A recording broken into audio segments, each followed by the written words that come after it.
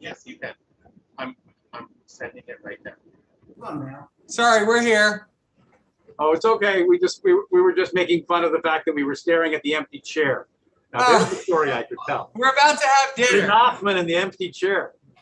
Are we allowed to have dinner during this? You're allowed to have dinner during this. We were discussing eating here, but it means taking off our masks, so we had to kind of like balance that. You have like a screen between you, so you're welcome to eat no matter what. It was a very enjoyable service, and it certainly brought a lot of memories of Rabbi Divine. Pardon me? You remember Rabbi Divine doing this service? Yes, he was the one who brought that service to us. Yeah. And he's the reason why we leave in silence, which I think is a really lovely tradition. I'd never really heard that before. Rabbi Diamond used to do that too. Did he? Yeah. Your meeting is being recorded, froze my screen. Okay, I'm back. All right, I'm gonna get. I'm back. Okay. That was a little scary. Hi. Are we good? Yes. Okay. Thank you for being the wizard behind the. Pay no attention to the man behind the curtain. But with many thanks for the wizard behind it. So welcome everyone to this Tikkun Leil Shavuot. I want to start by thanking Shir Hadash for the beautiful service we just celebrated together as we begin this sort of interlude towards the new year. Music is so central to the High Holy Days. I wish more people would experience Selichot because, for my money, you without the rabbi's sermons, you basically, it's a distillation of all the very best things in the High Holy Days. All the beautiful melodies sort of strung together, some beautiful poetry and, just the most essential of the prayers. It's like the overture to a great, play that's about to start. You get hints of everything that's yet to come. And you may have noticed that it all comes to like this huge, climax, building its way up to that song that we sang right before I blew the shofar, which you probably have heard before, Avinu Malkeinu. And I thought, balancing the storytelling that I did last year and the sort of the study that we usually do on Tikkun Leil Shavuot, Selichot, I thought we might learn the story about Avinu Malkeinu, about where those words came from, about how the song found its way into a prayer, and then the prayer found its way into the liturgy, and the liturgy found its it as eventually the central part of the High Holy Days, and it's a very unlikely beginning. It's not at all the story you might imagine it would be. We're going to have many stops along the way, but we're going to start here. Avinu Malkeinu began. Here's a little known fact about a little known prayer. Avinu Malkeinu originally was one sentence long. One sentence. It began with one line, and it was a prayer for rain. Thus the clouds in the sky there. The story of Avinu Malkeinu is a story about the characters, and by which I mean the character of 5 rabbis and their prayers for rain, and how we learn about who they are and who we might become in the process of the eventual beginnings of Avinu Malkeinu. The story is in the Talmud. You see it in front of you. We could speed read the Hebrew, but that would take all the fun out of this conversation. But I just wanted to put that on the screen for you. This paragraph from the Babylonian Talmud, Tani 25, at the end of page 25a and the beginning of page 25b. But the entire text you see there is not just the Avinu Malkeinu that comes at the very, very end, but rather that's the entire story of how these words became to be kind of the Avinu Malkeinu, how the of that became, and how it created a prayer that would eventually grow and develop into the Avinu Malkeinu we have today, and become sort of the beloved prayer of the High Holidays. You don't normally have like Barbra Streisand versions of liturgical pieces, but Avinu Malkeinu that deserves special. Okay, this is the beginning of that long section in Talmud. It begins with a quotation by a man named Rabbi Chama bar Hanina. Chama bar Hanina was a great sage of the 3rd century of the Common Era, which makes him an Amora. He's one of the people who's quoted in the Talmud, but the Talmud's written about the year 1500, but it begins with a Mishnah written around the year 200. And the commentary and discussion around the great sages of the early part of Israel's history, particularly immediately after we were exiled into the world, and Jerusalem and the land was destroyed, and we entered the great diaspora. It's the beginning of a remembering of who we were when we lived in our own land, when Torah was our law and the community was ourselves. And by the time the Mishnah is written a couple hundred years later, in the days of Rabbi Chama bar Hanina, they were already beginning to worry that they would forget about that time, because it had been a couple hundred years. And unlike other our religions, not to be mentioned, we weren't really going to wait for forever. Okay, we're very practical people. It was if it's going to be this long, we should start making notes, for whenever we get back. And by the time of the Talmud, in the year about 500-600, the 6th century, it became clear we probably weren't going back. And so they began to sort of turn the Torah, and its very practical things like agricultural laws and sacrificial cult into a way of life and an ethical guide that created the Judaism that we live today. So this is part of the creating of that, and of the story of the creation of Avinu Malkeinu along the way. So Amar, will you read? You read that? Is it big enough? Rabbi Chama bar Hanina ordered a fast, but no rain fell. The community said to him, when Rabbi Joshua bar Levi ordained the fast, rain fell. I like the way you're saying that. There's a certain degree of angst there. That's great. Keep reading. He said, I am I, and he is bar Levi. Let's go and concentrate our minds. Maybe the whole community will be contrite in heart and rain will fall. They petitioned for mercy, but no rain fell. He said, is it your wish that rain should fall for our sake? They said to him, yes. He said, heaven, cover your face with clouds. But heaven did not cover itself. He said, how brazen is the face of heaven? It covered itself with clouds and rain fell. All right. So this is trust me, we'll get to the Avinu Malkeinu. This is the beginning of a very long journey. But it begins in a section where we're talking about the community gathering together to a holy person, famous. Many of the rabbis were quoting.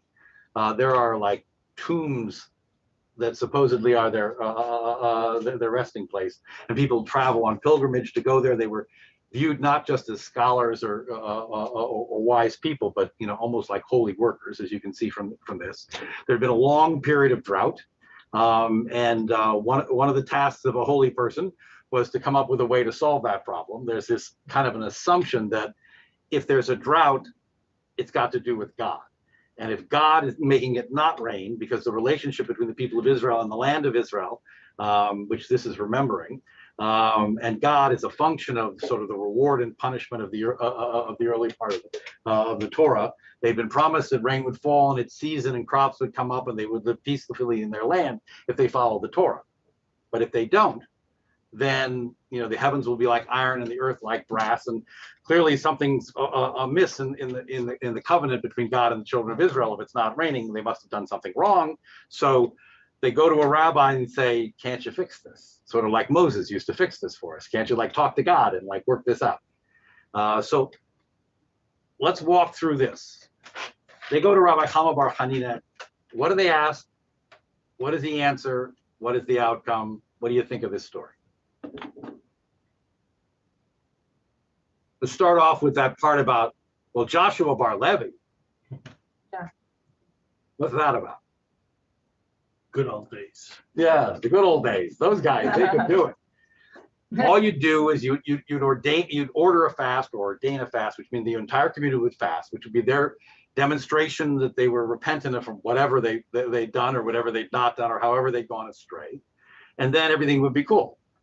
So he ordered a fast, but there was no rain. And who are they blaming for that? The rabbi. Right. This sounds familiar, I know, but in any case, the problem is probably not with him. Okay. The problem, probably has to do with the fact that this quick fast wasn't enough to demonstrate that they even knew, much less cared, what the problem was. But their version of this is, well, Joshua Bar Levi could do a big fast and it would work, and how come this isn't working? So his response is, I'm I and he's Bar Levi, like, please don't compare. But maybe if we go and concentrate our minds, maybe if the whole community were contrite in heart, rain would fall. So how is he directing them? What does he think is the problem? They think the problem's him. He's not as good as the old guy.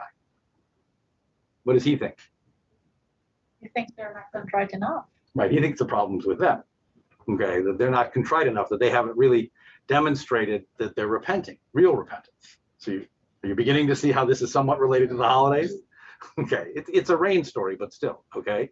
So maybe if we really concentrate, if the word is actually intention, if we really actually put intention behind this, not just some formal fast. Think here, Yom Kippur, not eating isn't really the point for one day. It's supposed to remind us that there are other people who don't eat often because they don't have enough food. So, so they did that and they petitioned, but there was still no rain. And so he asked them if they're serious about this, and they say yes, which means that now they've demonstrated their intention. And then he plays this game. He calls out to the heaven.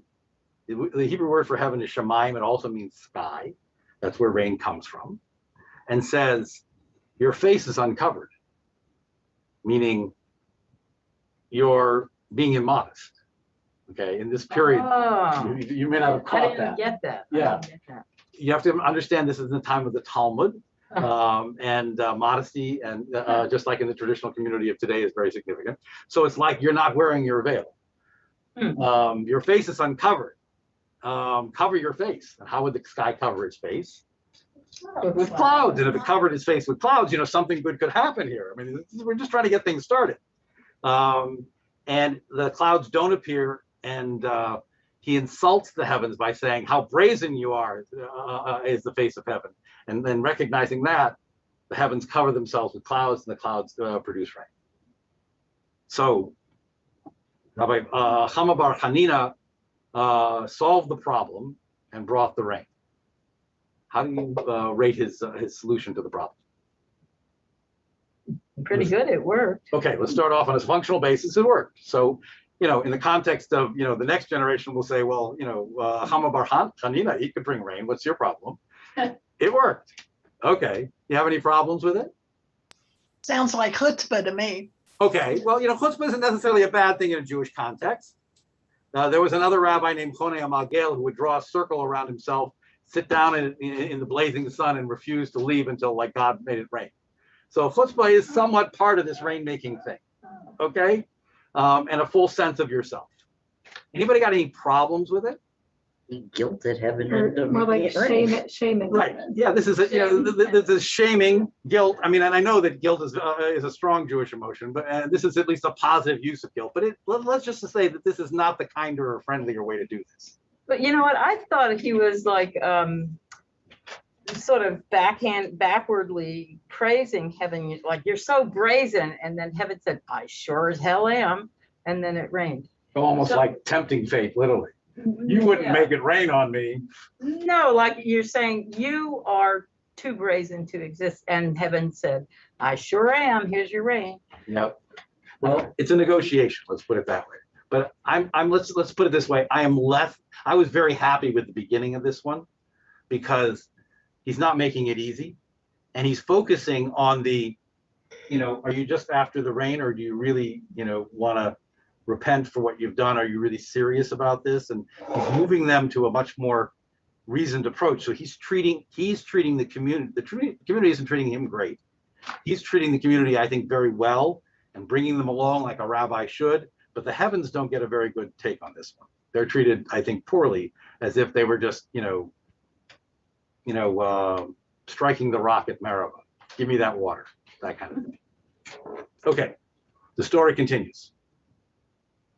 Another story of another rabbi, another story of another drought, another story of bringing rain.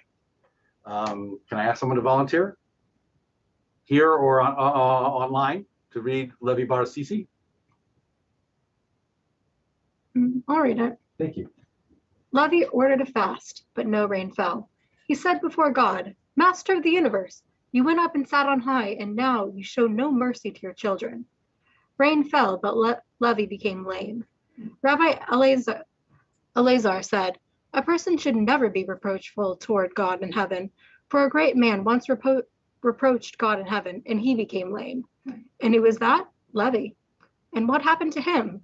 I heard he performed a prostration before Rabbi Yehuda Hanasi and became lame. This and that happened to him. Okay, now these words are, the words of the Talmud are very clipped, so you kind of need a little like explanations. And that. You got the first part, I think you got, yes? Okay, it's the same situation. There's been a drought. They go to a famous rabbi, this one's called Levi, and he offers a prayer on behalf of the community. Let's just, before we get any further with the outcome, let's discuss his prayer. Thoughts? Master of the universe, you went up and sat on high, and now you show no mercy to your children. Amen. These two different levies. No, these are the same Levi. We'll have to get to that in a second. But there are two different stories happening at the same time, and they've overlapped. You're right. And we'll get to that. But let's stay on this one. What do you think of his prayer? It's reproachful. Yes. To whom? God. Okay. So this is chutzpah, like ramped up immensely. But if we're going to take Fran's approach, how effective is it? Rained. It rained, and we didn't have to go through any of the aggravation we had to go through in the last one. I mean, it rained. So on an efficiency scale, this was Occam's razor. This was the simple path to get it done. But on the righteousness scale, yelling at God because there's no rain, shaming not the heavens but God, I'm not sure I'm really happy with that one. And what's the outcome here? It rains. But it becomes lame. Right, but he's stricken with something. Now, there's different ways to take this. The rest of the story is, another rabbi saying you should never yell at God because, bad things could happen, you could become lame. And there apparently were two different stories about how Rabbi Levi, who clearly was remembered as having been lame, meaning he was disabled and limping. I can relate lately. But having said that, there's the one where, just so you understand, there's different kinds of bows. There's that little bow we do at the ark. Okay, there's the big low bow that we do only on the high holy days. There's the one where the cantor walks in, it's called Hineni in a traditional congregation. We don't do that here. Walks down the center aisle of the congregation to demonstrate, to do this prayer, which is Hineni prayer is about, I stand in humility before you, but this is big grand entrance, so I'm not sure how those two go together. And then lays down big face first on the floor, okay, and sings straight into the floor this beautiful aria version of the Behold how humble am I. So that's called prostrate, okay, and that's what he did. And that's viewed in tradition as being a unbelievable act of obeisance, sort of over the top in that regard. And he didn't do it to God on Yom Kippur. He did it to Rabbi, the name is Rav or Rabbi. And that's Judah Hanasi, who's the person who actually wrote the Mishnah. So he was a great scholar, but he was bowing down to a person. Okay. So because of that sort of too big of in his both, what these two stories have in common is that his ego was too big. And so the punishment was that he became lame. And in order to try to remember, well, I remember that he became lame because of that story, and he became lame because of that story. This last line, this and that happened to him, meaning he did both. Okay. Okay, these stories aren't actually really in conflict. He did both. And Both stories are true. So it's not like this and that, it's like this and that. Right. Well, But okay. most stuff. So now, having said that, how do you take the rain falls immediately, but he's lame? What does that tell us about his approach and about him? Because you could read that different ways. There has to be almost like an exchange of some kind. Yeah. And if you take it that way, which would be the way that I think would put Levi in the better light, was that he made a sacrifice. You know, that he was willing, you know, to take on the responsibility of the community. I mean, you got to know that yelling at God is not a good idea. Okay, but you got to recognize that it worked, and he knew there was going to be a price to pay, and he ended up paying that price. That was okay. So you could make this better. The rabbis tend to make this better and go that way. The other is, we'll call this the Sonia answer. Chutzpah, okay, will sometimes come around to get you, you know, and that there's something wrong here. And what's wrong here is that he doesn't show sufficient respect for God. He gets the job done, but the way, just like the previous one is, you know, is trying to play this on the community, and then doesn't show sufficient respect to like the heaven from which the rain comes. This one is, I'd say, more on the chutzpah side and less on the community side, because like what the community needs to do, it's not even in the conversation. So I think he's, it's in my mind, it's not as good a lesson because he's not really teaching.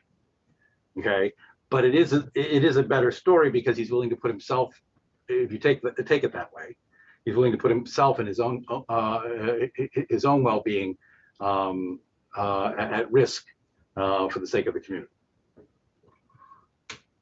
Third rabbi, Rabbi Chia bar Lulyani. This is a longer one. I'll pace through this one. Rabbi Chia bar Lulyani heard the cloud saying, "Let's go and bring water to Amnon and Moab." Okay, let me be clear. These are Israel's enemies. They're right over the border, and they're going to get rain. Okay. That's sort of like Louisville, we don't get it, but Indiana gets There you go. it. Yeah. Right. You know, and you know, I'm gonna own this one. You remember the Henryville tornadoes? This was. Oh yes, Henryville, Indiana. Yeah. Oh, yeah. This was how long ago was They that? were Maybe a decade ago. oh, Yeah. Maybe there were like 5 tornadoes in a row, and every single one of them went right through that town. Right. Yeah. I actually was at a meeting in the they used to be called the National City Building, but a high-rise downtown, the big black one next to the Humana Building, and we could actually see Oh, the my. tornadoes, Wow. and they were all like converging, Wow. and they all just like turned away from Louisville. Mm. You know, it was like an amazing thing. I mean, they were coming We're from gonna every direction. Lie prostrate in front of you. Well, it was Spin it up. right. Maybe I'm one of these rabbis. I don't know. Yeah. But I mean, I'm looking at this like this coming destruction from every direction, and they all. I mean, we just like threaded the needle, and they all just went away, and I had this great sigh of relief. And the next day, I read the paper, and they all hit Henry. Mhm. You know, and I'm thinking, that sigh of relief. That was a very personal. That was a very, I think, selfish thing. You know, it was a real sort of a recognition that, you know, all we did was escape something that just somebody else got even worse. But in any case, this opening piece is, it's been a drought. The drought has hit the entire region, and Lulyani, because apparently he's a pretty good wonder worker himself, he can hear the clouds talking. Okay, and they're heading to Amnon and Moab is like our arch enemy. This would be like a worldwide drought, but then Russia and Iran are going to get, you know, are going to get rained on. So Chia bar Lulyani says before God, "Master of the universe, when you gave the Torah to your people of Israel, you approached all the nations of the world, but you approached all the nations of the world, but they did not accept it. And now you're going to give them rain? Let them empty it here. Let them rain here." And the clouds emptied on the spot. Wow. So on what we're going to continue to call Fran's efficiency scale, this worked. Now, before we go on to how he explains this, how do we feel about his answer?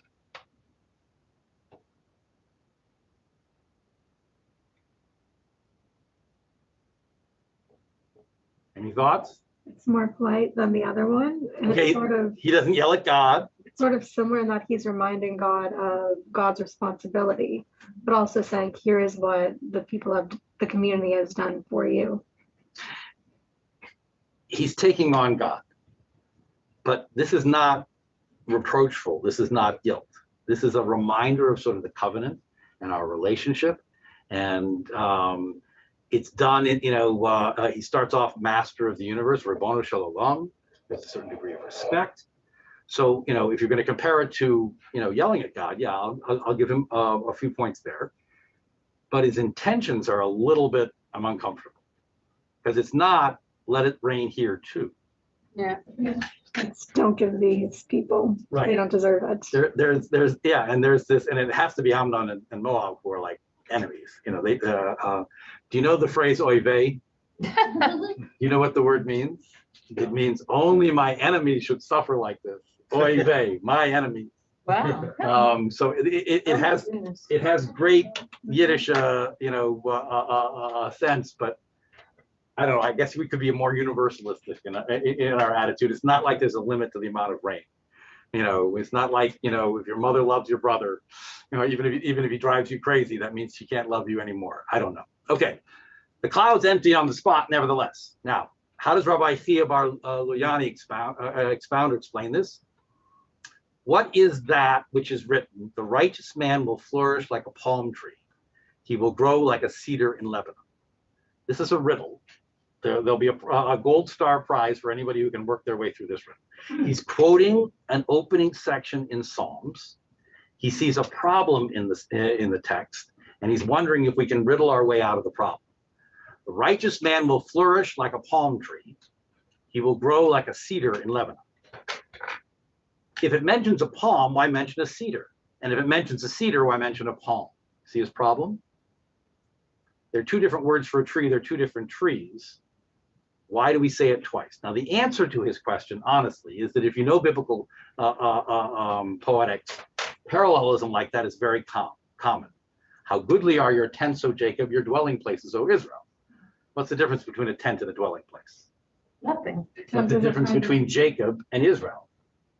Same guy, okay? The one who wrestled with the angel, and the same sort of symbolic name for all the people.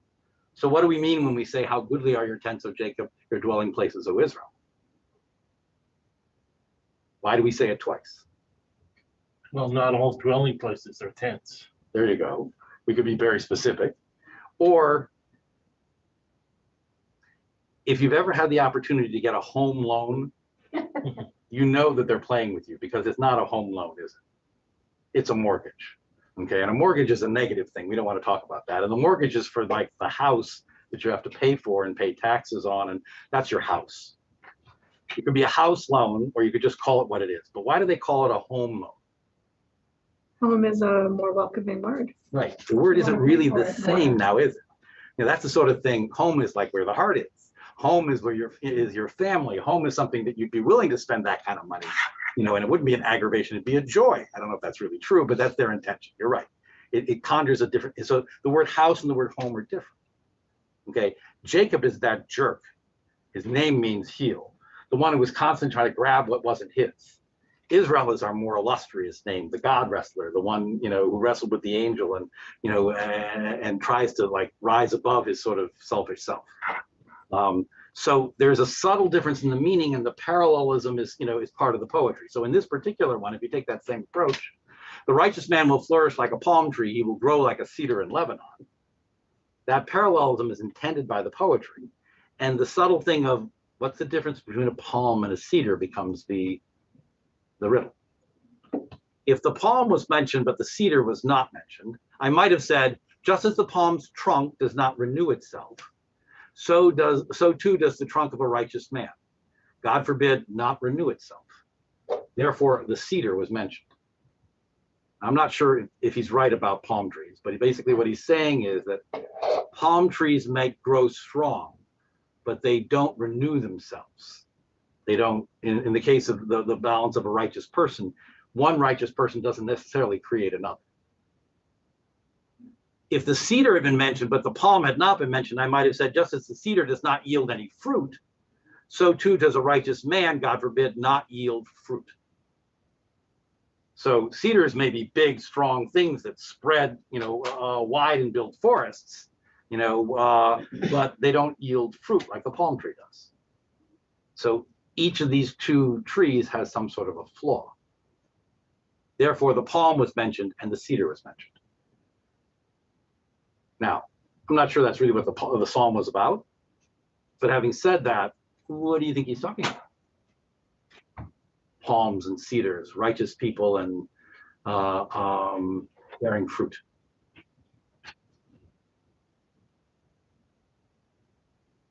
We're gonna need to follow. Go ahead, somebody have a theory? Are you asking a question? I was asking a question, yes. Okay, I've got an answer, as I All right, always let's do. hear your answer. All right, so basically he's saying that the righteous man will bear fruit like a palm tree and be strong like the cedar. Right, that you'd want, ideally, very good. Ideally, you're trying to combine the two strengths of these two, not their weaknesses. Okay, or that you can recognize the weakness, but balance it with these two strengths. Okay, hold that thought. Next rabbi, Rabbi Eliezer. Let me mention at the beginning that Rabbi Eliezer is a witch. Okay, he's also called Acher, the other. He was eventually excommunicated. He is of the generation of Rabbi Akiba. Let me say this again. Rabbi Akiba, he was Rabbi Akiba's study partner / teacher. Okay, and Akiba is considered the greatest scholar in the history of our people. There were 4 great leaders in that generation, and he was the greatest of all of them. But eventually, in a dispute in which he used magic on multiple occasions to prove his point, he was excommunicated. At one point, he had a voice crying down from heaven, "Why are you arguing with Rabbi Eliezer? He's always right." Okay, but the point of them excommunicating him was, this is not a magic show. Okay, we work together in scholars. We come up with the best answer for the community. And when you start resorting to like earthquakes and floods and voices from heaven, yeah, you've crossed the line, and they excommunicated him. No one spoke to him after that except for Rabbi Akiba, who continued to have conversation with him despite the ban. And when asked about that, he said, "Eliezer is like an orange. I squeeze the juice out of it and leave the pulp behind." Wow. Meaning he was not willing to sort of surrender all the wisdom that this man had, and felt capable of being able to sift out the other parts. Okay, so this is that Rabbi Eliezer. Can I have a reader? I'll read it again. Okay, thank you. Our rabbis taught. It happened once that Rabbi Eliezer ordered 13 fasts upon the community, but the rains did not fall. On the last one, the congregation started to leave. He said to them, "Have you dug graves for yourselves?" All of the people burst into tears, and the rains fell. Okay, how do you like his answer? You understand, he called a fast, it didn't help. He called another fast. He did this 13 times. So the community is at the end of its 13th fast. A fast definitionally has to last a day at a minimum. So they haven't eaten in almost 2 weeks. Okay, and they're starting to leave because this isn't going anywhere. And his response is, the response that brings the rain is, have you dug graves for yourself? What does that mean? You ready to die? Are you ready to give up? Okay, you could take that. Are you offering that as a pep talk? Yeah. It's a threat. If you leave, you're gonna die. I mean, you could take this kind of. Yeah, I mean, you're both right. Okay, Fran's approach is, don't give up. You're not ready. You're ready to cash in. You don't want to die. I mean, let's all stick together. What were you saying, Craig? If you leave, you're gonna die. Yeah, and keep in mind who we're talking here. That could happen. Okay, so depending on how you read this, one way or the other, it's either a very cruel or, let's just say, a rough-edged, comment. And who's it directed to? Congregation. Right. So he's not blaming God. He's blaming them, and he's threatening them. He's not threatening the heavens. He's not threatening God. He's threatening them. And when they burst into tears, which, I have to imagine wasn't tears of joy. He's literally got them terrified and they're crying. Then God intercedes and the rains fall. But did it work? Yeah. Yeah. After a while. Yeah, but I mean, who took the brunt of that one? Congregation. Right. 13 fasts. He wants another one, and then he screams at them, and it works. Great. Let's get this guy back for another engagement. But on the other hand, it rains. The story that we got back here from Luliani is a story about itself. It's talking about the other rabbis and himself, that they each have a certain strength, like the cedar, but they also posterity, the fruit, okay, the community, it's a balance between the two.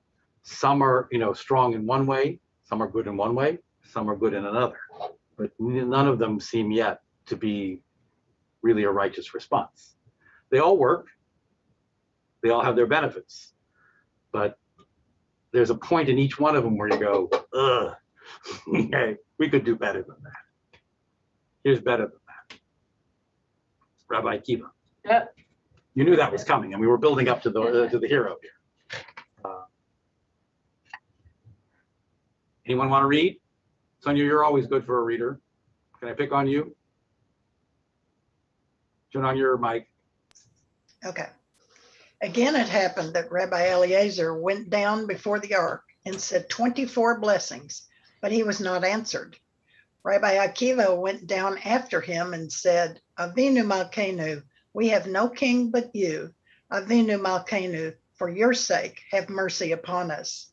And the rains fell. The rabbis started to murmur. A voice came from heaven which said, not because this is greater than that, but rather because this one is forgiving, but that one is not forgiving. Okay, we'll work our way through this, but let's just start off with, do you recognize any of the words on this page? I recognize Avinu Malkeinu, yes. That's where we were going.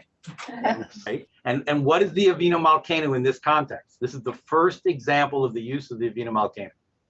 They are talking to God and calling him our Father and our King. Right, in order to get rain. So the original Avinu Malkeinu, the first example, which is the citing here in the Talmud before it had even become part of the prayer book, was a prayer for rain. Now, do you see any parallels between prayers for rain and the High Holy Days and the way in which the Avinu Malkeinu is used now? Well, there's a fast. Right. There's a fast on Yom Kippur, and the Avinu Malkeinu figures very significantly in Yom Kippur. It comes right after the tefillah, the prayer service. It's the very first thing we do. We open the ark in the center of the service, and we do that amidst the fast. So there's fast for Yom Kippur and fast for rain. And why are we fasting on Yom Kippur, and why are we fasting when it hasn't rained for a long time?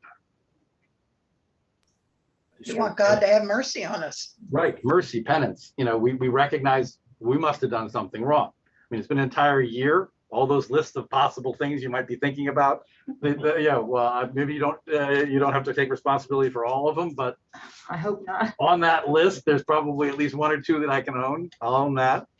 My sister used to get very upset. I don't know if I don't see her on, but my sister Lisa used to get very upset at services. She would list in that list of A to Z things you've done wrong. She'd sit there going, I didn't do that one. I didn't do that one. And then every once in a while you go, okay, fine, I did that one. She preferred to argue with God in that context. But the parallels, I mean, if I'd said, prayers for rain are the biggest and most important prayers in the high holiday service, you would have gone, huh. But if you just think about it in the context that we're operating now, the prayer, the reason for the drought and the need for the prayer for rain was because we had broken faith with that covenant in some way, and we needed to express not just a fast, but real contrition and real intention to try to be better. We need to show ourselves to be better in some contexts, and we offer prayers of contrition and hope. I mean, there really actually is a lot of parallel there. It's not such a long stretch to say, let's put that rain prayer into the service. But I mean, how did it become Avinu Malkeinu? That's another story. Okay, so this is the same Rabbi Eliezer, who usually gets what he wants literally with magic. And in order to try to get it to rain, he went to the Ark, as in the Ark of the Covenant, the one that has the 10 Commandments in it, which apparently was still around at the time. I thought that was lost in battle. Yeah, I know. But this is a story, so I get to say anything I want. Yeah. But he knew where the Ark was, because that's the Ark that they're talking about. Okay. Yeah. So he's pulling some magic trick. Okay. And he went down there and he said blessing after blessing after blessing. I mean, literally, till he's blue in the face, 24 blessings, and there's still no rain. So the big fancy magician with the Ark of the Covenant, within view, isn't able to do it. And what does Akiba do that instantly brings rain? Look at Avinu Malkeinu. He praised God. Okay. Avinu Malkeinu, we have no king but you. Avinu Malkeinu, for your sake, have mercy on us. Is he challenging God? Not in the least. Okay. Is he vexing the community? Not in the least. What he actually says is, we have no king but you, is that call to allegiance, which was one of the strengths of the previous, rabbis. And do this for your sake, not because we deserve this. Do this for your sake. Have mercy on us. So there's no claim of like deservedness. It's just please. Okay. And then there's that phrase Avinu Malkeinu, which this is the first time we see. This is the first time where that phrase is used in reference to God. Avinu is like our parent, like Avot v'Imahot. Instead of the plural ot, the nu means our. So it's referring to God in the context of a parent, someone who created us, who cares for us, who wants us, to be well and good. And then you also have the word Malkeinu, which comes from the word Melech, which means Ruler. right, which is a much different kind of a relationship. That's power, that's authority, that's recognizing God's sort of more distant, more powerful, more absolute control over our lives. And it's the balance of those two words, Avinu and Malkeinu. I recognize both of these. I'm hoping you will too. You're our parent. You'd want us to be good. You're our ruler. You have the power to do this. And we're asking for your mercy that you would. That's all High Holidays in 2 words. It's a good prayer. 1 sentence long. Now, if we stuck to the 1 sentence long version, High Holiday services would not be nearly as long. I remember one of my great fascinations was studying the Cairo Geniza, which is a collection of 1,000 years of historical documents that have been stored in Cairo, Egypt, in one of the oldest synagogues in the world. They had, going back to the year maybe 200-300 Haggadahs. And the earliest one of them was only 2 pages long. Actually, one piece of paper on 2 sides. That was the whole Haggadah. And I'm thinking about every person who's ever called me and said, Rabbi, which parts of the Haggadah do we really need to do on this Passover? And it was right, and they were, like the 3 questions. They only had 3. There was a song. There was the in every generation, the Lador Vador. We need to remember that we were slaves in Egypt. Just all the key parts. Okay, if that's High Holidays. 2 sentences, 2 lines, 1 sentence. Okay. The last part, just to make sure. I can't deal with that. My brain goes whatever. Okay. Into lack of comprehension there. The bottom part is, the rabbis start to murmur, is like, it's that easy? 1 sentence? How do you pull that off? What is this? Is this some sort of magic incantation? They're all wondering. And instead of Rabbi Eliezer calling a voice from heaven to say he's right, the voice from heaven here says, it's not because this is greater than that this approach is greater than that approach, but rather it's not like there's something magic in these words, is what it's saying. But rather, this one, Akiba, is a forgiving soul, and that one is not forgiving, meaning Eliezer. Okay. And what that means is that beyond the words, which I think are brilliant, it depends on who's saying the words. And that's the other big message for the High Holidays, which is you can't sit there and read the book, say all the words right, say them fast, say them in Hebrew. I mean, these are not the things that that God's really listening for. God's listening for that kind of a relationship, the Avinu Malkeinu, and the kind of person, that Rabbi Akiva represents, someone who really does, believe in these things. They mean something to him. Okay. This is sort of a follow-up. This is not from that one section of Talmud that I promised everything would be for. So I now have something to repent for. I lied to you at the beginning of this lesson. I'm sneaking in one more piece. You'll notice at the bottom on the right, this is from the Jerusalem Talmud. There are actually two Talmuds. The more full one, when we say Talmud, is the Babylonian Talmud. That's the 63-volume monster that we study more regularly. But there's a less developed one that was built in the land of Israel at the same time. By the sages that lived in the land of Israel, who were given more authority because they were still surviving and finding a way to live in the land. So they had a certain authority, but it's not nearly as developed. They have a different version of this story in the Jerusalem Talmud. Carol Heidemann, can I ask you to read? Of course.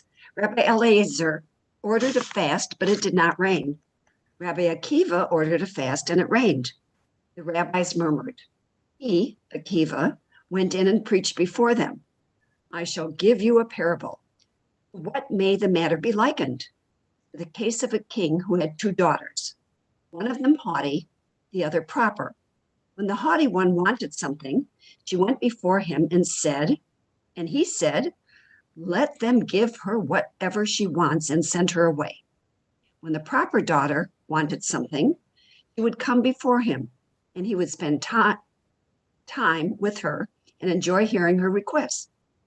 And is it possible to say no?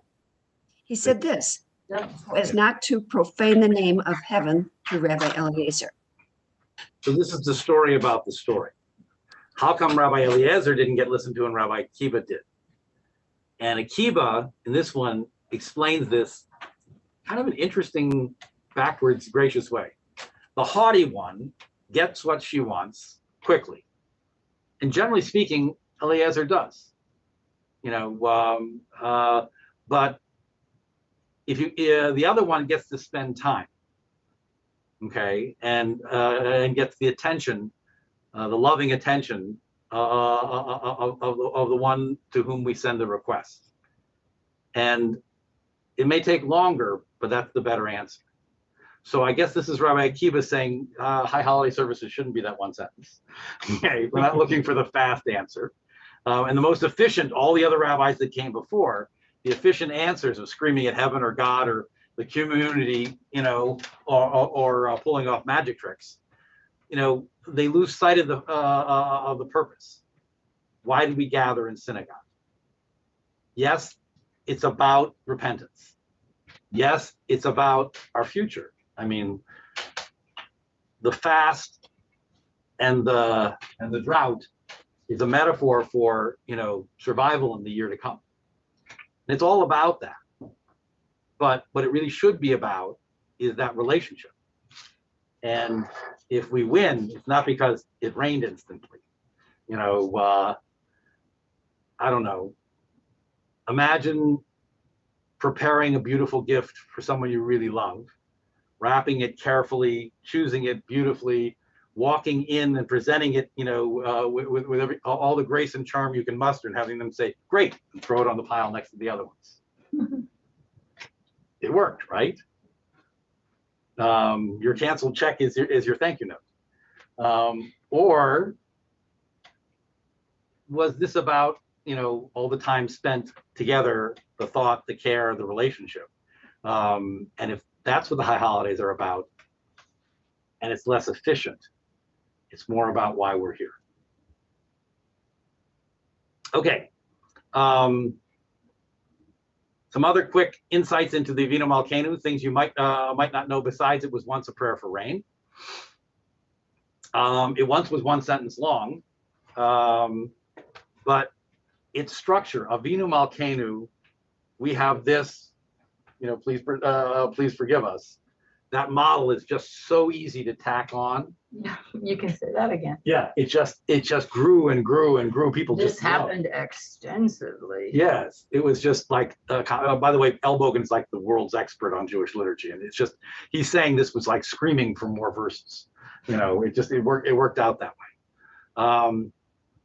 It is in the Seder, the Rav Amram and Machzor Vitri are the oldest prayer books we have. They're not like the original prayer book that all of the prayer books are copies of. It's just the oldest version of any prayer book we have. One is a Sephardic prayer book and one is an Ashkenazi prayer book. And they're about 9th century and 11th century, so a few hundred years after the Talmud, a couple or 300 years. But by then it was already part of the liturgy, was part of the Machzor, or the prayer book for the High Holy Days. So it didn't take long for that prayer to grow, and it didn't take long for it to become connected with the Holy Days. And in the Polish Rite, Eastern European, the Avinu Malkeinu expanded there from 1 verse to 44 verses. And we have an example of a prayer book from 1648 that had 44 verses of the Avinu Malkeinu. And many of those were added because these were really bad times, particularly in Eastern Europe, as the Crusaders worked their way back and forth across Europe, either trying to go conquer Jerusalem or having been beaten back by Saladin, in defeat. And basically they raped, pillaged, and burned their way across Jewish communities all through Europe. And from those came these, keep sickness and war and strife away from us kind of efforts. The Reform movement has kept all of those verses. But we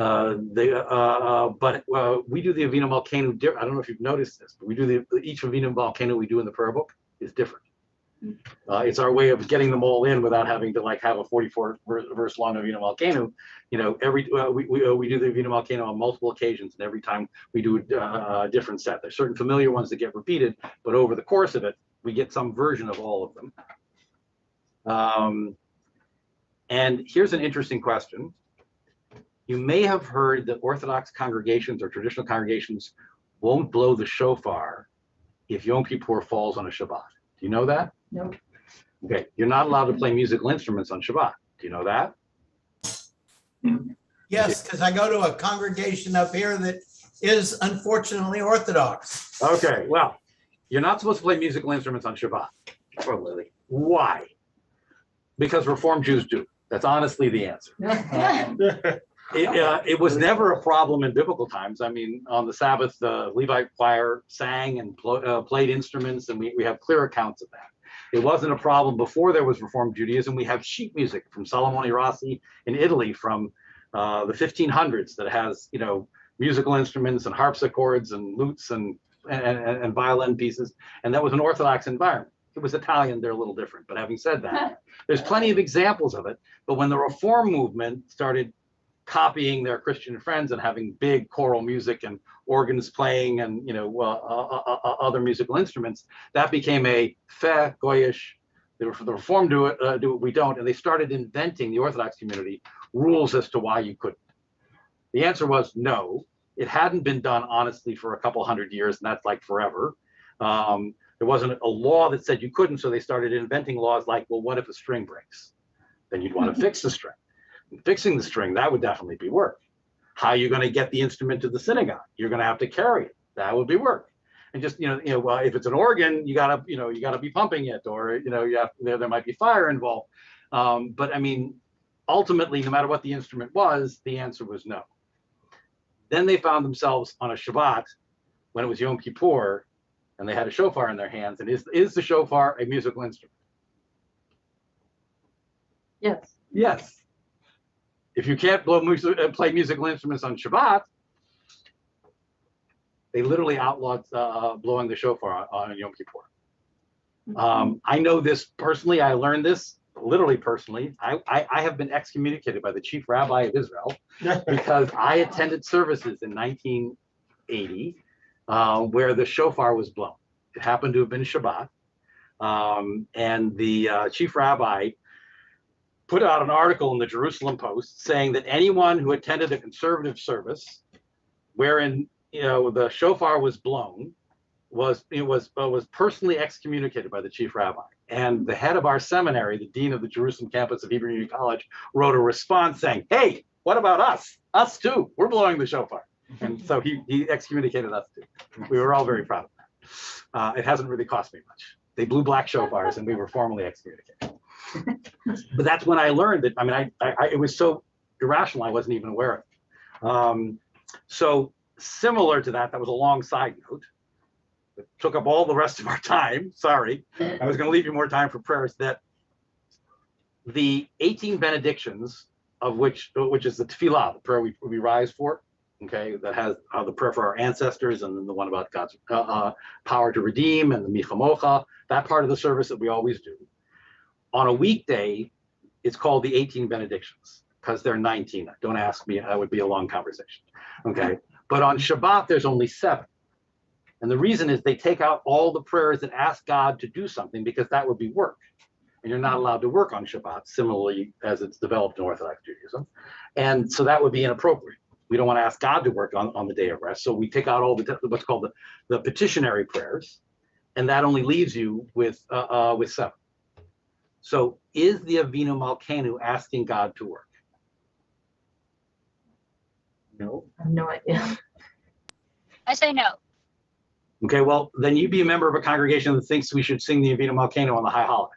Because the high holidays have the same rule as Shabbat. But I mean, in the same way you could not blow the shofar, there are congregations, traditional congregations, that don't do Avinu Malkeinu if Yom Kippur falls on Shabbat. And so you could go to high holiday services and not hear the shofar and not sing Avinu Malkeinu. And it's on a congregation by congregation basis. But the Reform movement, all of us go, yeah, that's why people came. So we're going to do that. And it's a beautiful prayer. Okay, thank you for following along in the story of the Avinu Malkeinu. I had questions for discussion, but you've already argued most of them out beforehand. So I'm going to let you go.